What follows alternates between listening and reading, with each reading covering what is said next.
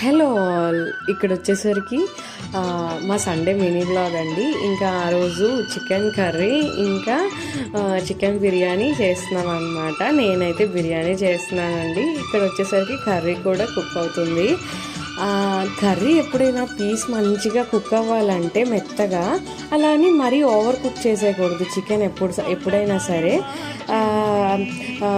First తాలింపు వేసేసాక chicken నుంచి ఆ వాటర్ అంతా వస్తుందండి. ఇప్పుడు నేను అస్సలు వాటర్ అయితే యాడ్ చేయలేదు. చికెన్ నుంచి ఆ వాటర్ అంతా బయటకు వస్తుంది. అదంతా వాటర్ ఎవాపరేట్ అయిపోయాక చికెన్ బాగా ఫ్రై అయిపోవాలి. ఫ్రై చేసుకోవాలన్నమాట. తర్వాత వాటర్ వేయాలన్నమాట. ఆయిల్లో చికెన్ బాగా వేగాక వాటర్ వేసి కుక్ చేస్తే బాగా కుక్ అవుతుంది అనమాట చికెన్ కర్రీ ఇంకా బిర్యానీ. సో ఇక్కడైతే బిర్యానీ అయితే కంప్లీట్ అయిపోయిందండి. మధ్యాహ్నం అయితే ఫుల్గా లాగించేసాను. చాలా బాగుంది బిర్యానీ. ఎంత టేస్ట్ ఉందంటే చాలా టేస్ట్ వచ్చింది అనమాట. ఇంకా ఈవినింగ్ వచ్చేసరికి అట్లా వాక్ ఇంకా పెరుగు ప్యాకెట్ అట్లా కర్డ్ తీసుకుందామని వెళ్ళామన్నమాట.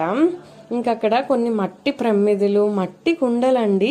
మనం ద్వారబంధం పక్కన చూడండి, ఇత్తడి గిన్నెతో అదే చెంబుతో వాటర్ పెట్టాలంటారు కదా, ఇప్పుడు మట్టి కూడా పెడుతున్నారనమాట. మట్టి చిన్న కుండల్లాగా భలే క్యూట్గా ఉన్నాయి. నేను ఆల్రెడీ ఒకటి కొన్నాను. మా ఫ్రెండ్ ఇరిచేశాడండి, పగలు కొట్టేశాడు. మట్టివి కదా, పగలు కొట్టేశాడు వాడైతే.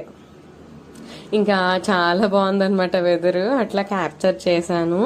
ఇంకా ఫ్రెండ్ వచ్చేసరికి చాక్లెట్ ఇస్తే తింటున్నాడు. ఇంకా ఫుల్ పరుగే పరుగు. ఇంకా బిర్యానీ వచ్చేసరికి మార్నింగ్ కంటే ఆఫ్టర్నూన్ టేస్ట్ ఇంకా రెట్టింపు అయిందండి. చాలా బాగుంది. మీలో ఎంతమందికి ఇలా అనిపిస్తుంది? బిర్యానీ చేసిన పూట కంటే నైట్ నెక్స్ట్ పూటకి చాలా టేస్ట్ ఎలివేట్ అవుతుంది. నేనైతే మళ్ళీ లాగిన్ చేస్తున్నానండి. అంతే ఈ వీడియో. బాయ్.